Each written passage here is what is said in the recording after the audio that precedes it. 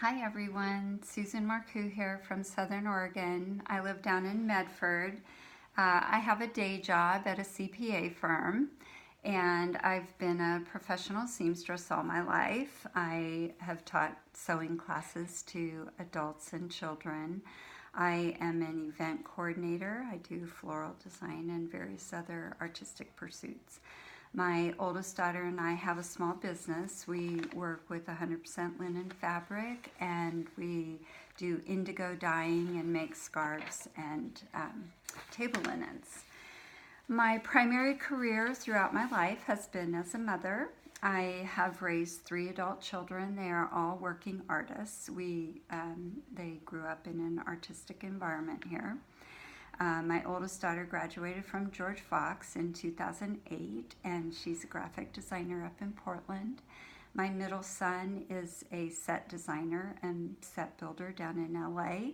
He has most recently worked on projects with Adam Savage. He was on Mythbusters Jr. and the new show Savage Builds, which you can catch on the Discovery Channel. And my youngest daughter is a musical theater actress in New York City. So I share this besides the fact that I'm, yes, terribly proud of them, but I share it because it does represent my body of work for the last 34 years. So now I am pursuing my lifelong dream of completing my education. I am finishing prereqs this year with the hopes of entering into a cohort August 2020 in social and behavioral studies. And if that all goes well, I will go on to pursue a master's degree in art therapy so that I can combine my love for art and my desire to help people. So I just completed Writing 201, which is the bulk of writing that I have done for a very long time. I loved the class. I'm just learning tons. As an event coordinator, I write job descriptions, meeting agendas, and lots of email planning sessions.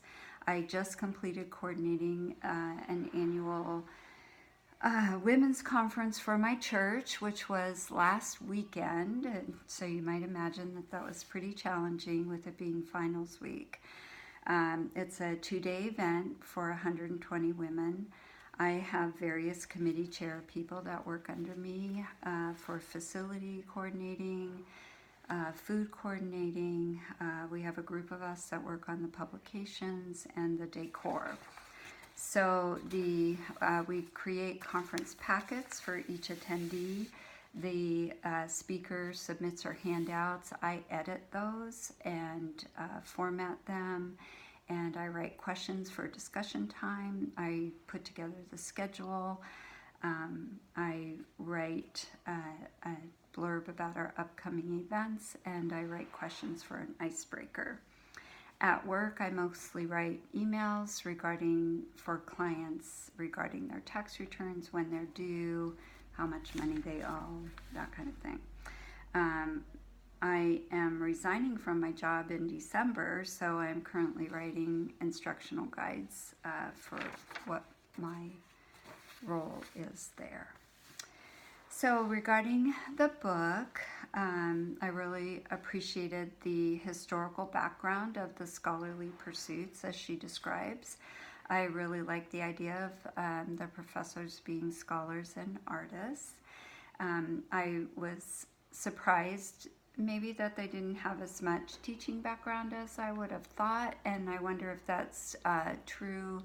Nowadays, I would think that competitively, professors have to really put forth a good teaching style in order to draw students in. But at the same time, I did really appreciate the fact that to have a new understanding that professors truly are scholars and artists, and it changes my thoughts, my ideas of what the environment would be like. So within that, it's appealing to me to think of myself as a junior scholar. I've always considered college work to be self-motivated, self-directed, and that you get out of it what you put into it. So she confirmed that idea for me. The information that really struck a chord with me was in regard to the purpose of our writing and the revision process. I really connected with the idea of tackling the writing assignment from a scholarly perspective, that we are to approach the prompt with, I'm quoting here, genuine driving interest in tackling a complex question. We are to look deep into the evidence and consider several alternative explanations to work out an original, insightful argument that you actually care about. And I just felt like that changes the purpose. It changes how our audience will see our purpose when we are, really looking deeply into the evidence and we're working out an argument, an insightful argument that we actually care about. I just feel like the audience will see this in our writing, and that it will make our writing more compelling. I experienced the revision process that she described on our last project in 201.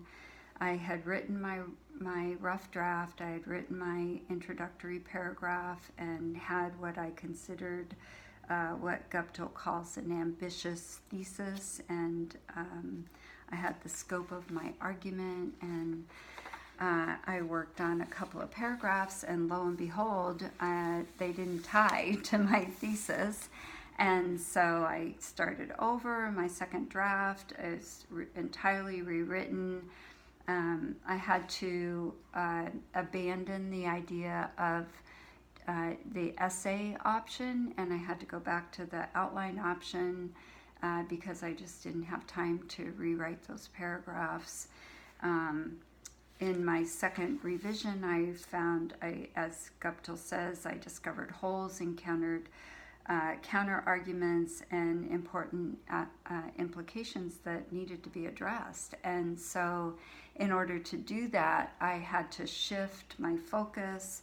I had to rewrite my topic sentences, and thankfully I had enough evidence that supported the thesis, but I really had to rework everything in 2 or 3 attempts. So it was a little unnerving because of the deadline, and I was just coming off of a conference, and so I just had a lot going on. But I really appreciated the process. In the end, I felt successful at it. I felt like I had tackled a complex question. I had looked deeply at my evidence, and I had come up with an insightful argument. And I was able to make it all tie together in the end. So I was pleased with my end product, and I really appreciate the way Guptill articulates this. And it just confirms for me that the concept of doing this level of work, this level of scholarly intent, makes your purpose much more appealing to your audience and your writing much more meaningful. All right, thank you. Enjoy the course.